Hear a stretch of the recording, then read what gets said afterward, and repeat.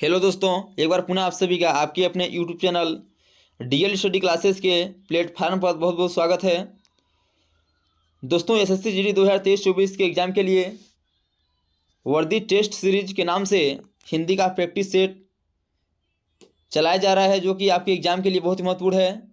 जो भी question previous में पूछे गए हैं उन्हीं क्वेश्चनों को इस प्रैक्टिस सेट में कराया जा रहा है। तो इस वीडियो को आप लोग ज़रूर देखिए ताकि एग्ज़ाम में आपको बहुत हेल्प मिल सके। तो चलिए अपने क्वेश्चन के आगे बढ़ते हैं। किस प्रकार क्वेश्चन एसएससी जीडी के एग्ज़ाम में पूछे जाते हैं।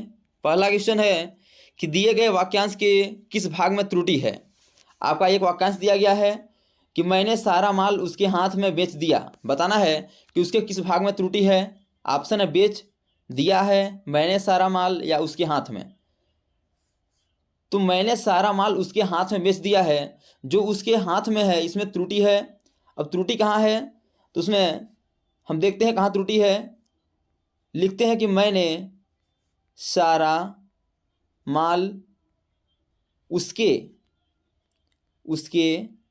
हाथ बेच दिया। हाथ में जो में लगा है यह गलत है, जबकि इसमें में नहीं होना चाहिए।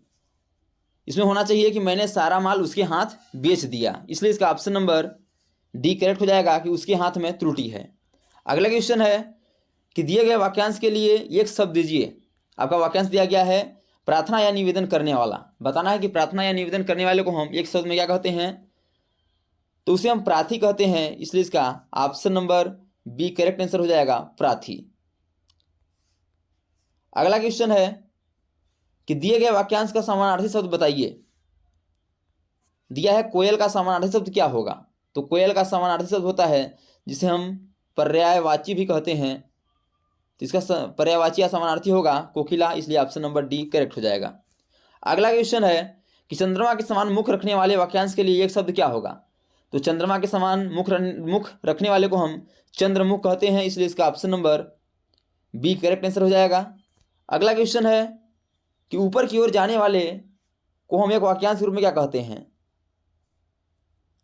तो इसका करेक्ट आंसर हो जाएगा ऊर्ध्वगामी, ऑप्शन नंबर डी। ऊपर की ओर जाने वाले को हम ऊर्ध्वगामी कहते हैं। अब यदि बात करें हम नीचे की ओर जाने वाले को, तो नीचे की ओर जाने वाले को अधोगामी कहा जाता है।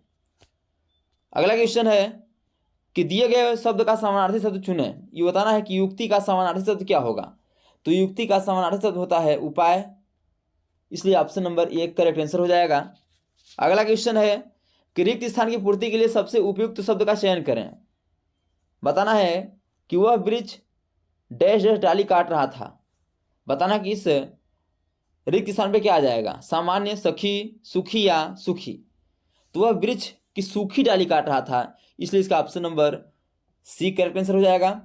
आपको वर्तनी शुद्धि में भी सूखी पूछा जाता है तो सूखी इस प्रकार लिखा जाता है, जो कि ऑप्शन नंबर सी में है।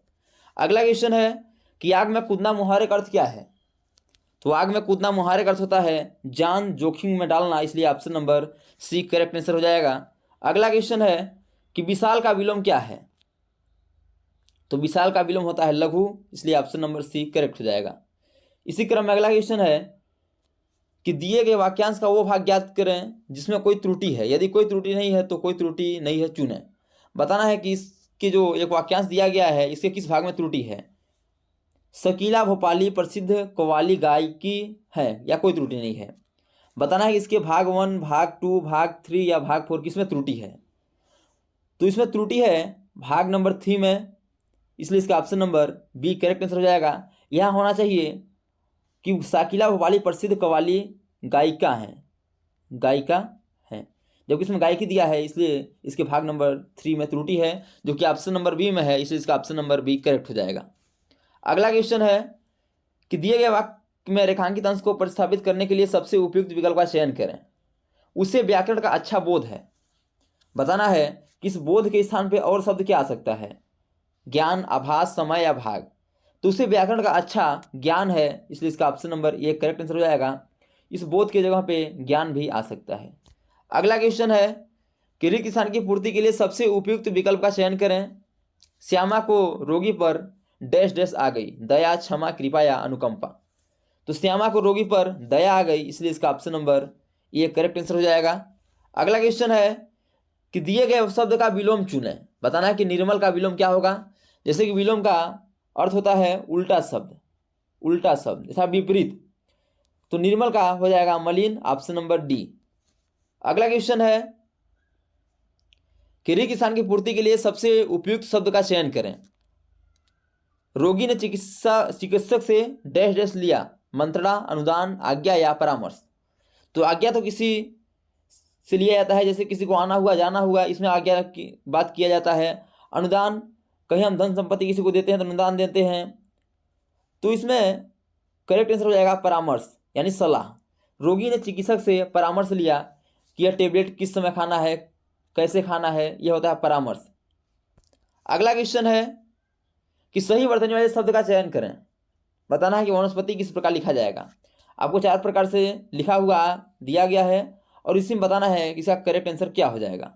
तो वनस्पति जिस प्रकार ऑप्शन नंबर ए में लिखा गया है इस पर लिखा जाता है, इसलिए इसका ऑप्शन नंबर ये करेक्ट आंसर हो जाएगा। तो दोस्तों thanks for watching this video. यह वीडियो कैसा लगा कमेंट बॉक्स जरूर मुझे बताइएगा, और इसी प्रकार के हिंदी के प्रैक्टिस सेट करने के लिए हमारे यूट्यूब चैनल को लाइक से सब्सक्राइब कर बेल आइकन को प्रेस करना भूलिएगा, ताकि जब भी न्यू वीडियो अपलोड हो सबसे पहले नोटिफिकेशन तक पहुंचे।